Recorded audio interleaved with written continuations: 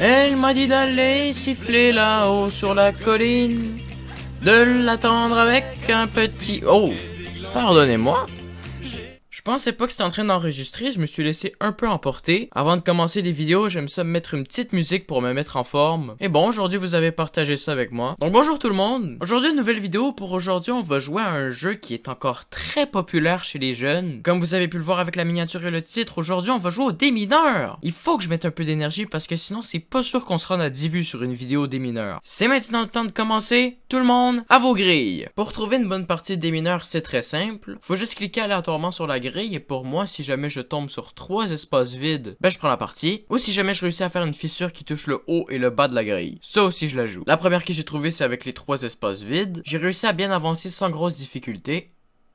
Jusqu'à temps qu'à la fin j'arrive à cette décision qui était un peu plus dure. J'avais ici un 4 donc je savais qu'une des deux cases c'était une mine. Mais là je savais pas si c'était celle de gauche qui impactait aussi le 3 ou si c'était celle de droite qui impactait pas le 3, donc il y en avait une autre à trouver. Finalement j'ai fait un choix et c'était pas le bon. La prochaine partie que j'ai trouvée, c'est encore avec les 3 espaces vides. Encore une fois, on avance sans grande difficulté. Sauf que là, je suis peut-être rendu à la moitié de la partie et j'ai déjà une décision compliquée à faire. À cet endroit-là, j'ai un 2 et en dessous, il y a un 3. Là, la question, c'est pour les deux cases à droite, est-ce que la bombe est en haut ou elle est en bas? Encore une fois dans ma tête, j'ai fait des analyses, j'ai passé plusieurs secondes là-dessus pour finalement encore une fois faire le mauvais choix. Là, je commençais un peu à perdre mon calme, mais c'était correct parce que j'ai trouvé une partie qui était très belle que j'ai encore perdue. En même temps, je suis complètement con. Un endroit où il y avait un 2, il y avait déjà les 2 bombes qui étaient trouvées.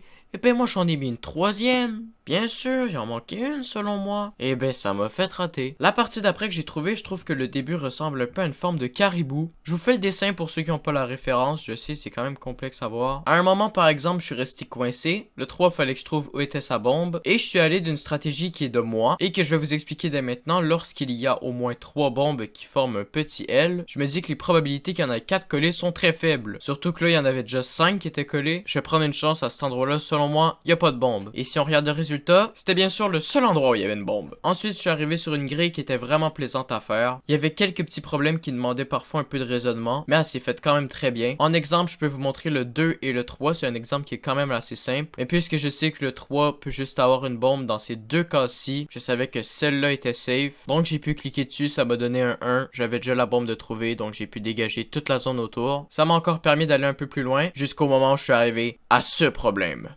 En gros, c'est 50-50. Il n'y a aucune façon de savoir s'il y a plus de chances d'un côté ou de l'autre. Alors, qu'est-ce que vous pensez que j'ai fait? Est-ce que j'ai cliqué à gauche? Est-ce que j'ai cliqué à droite? Ben, bien évidemment, vous venez de regarder le temps qu'il reste à la vidéo et vous vous êtes rendu compte qu'il reste encore un petit bout. Donc oui, j'ai fait le mauvais choix. La bombe était à droite. Vous pouvez voir comment ça m'a impacté. La partie d'après, je suis mort comme une grosse merde dès le début. Mais en même temps, avoir des problèmes si complexes dès le début, c'est pas normal, ça. Alors qu'en regardant les images, je vois très bien que c'était évident où est-ce que les bombes étaient. Sur la grille d'après, j'avais une bonne partie, mais j'ai pas placé la bombe au bon endroit. Je suis remort de la même façon juste après. J'avais pris une petite chance puisque je pouvais pas vraiment savoir où les bombes étaient placées dans cette situation-là. Après ça, j'ai pris un petit temps de repos. Je me suis dit que j'allais me relaxer un peu. Ça faisait quand même 1 heure que je jouais au démineur. Dès que je suis revenu, j'ai fait une bonne performance. Mais à un moment, j'étais complètement bloqué sur toute la paroi. Mais j'avais un vestige de mon début de partie quand j'ai cliqué partout. Il y avait un 1 en plein centre. J'ai pris une chance.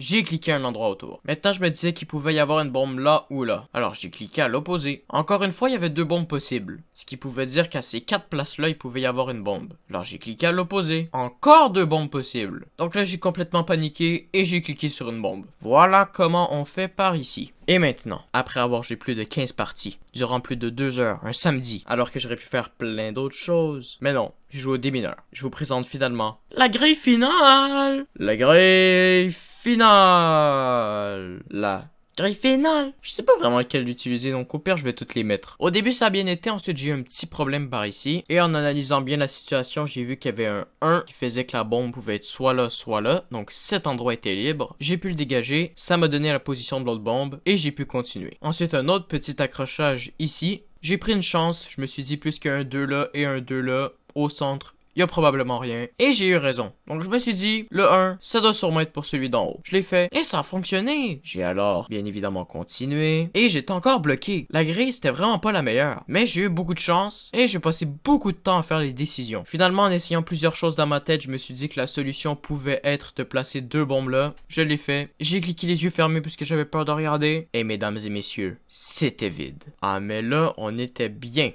Vraiment pas en fait. 2 secondes plus tard, j'étais repris. Je faisais des calculs, je regardais de tous les côtés comment j'allais pouvoir trouver où placer la bombe. Complètement con le monsieur, j'avais pas regardé à gauche où il y avait un 2 qui criait pour qu'on le voie et qu'on se rende compte qu'il y avait 2 bombes à côté de lui. Il nous demandait à l'aide et on le voyait même pas. Mais à un moment je l'ai vu et je suis venu le sauver. Et c'est comme ça que j'ai gagné ma première partie de démineur.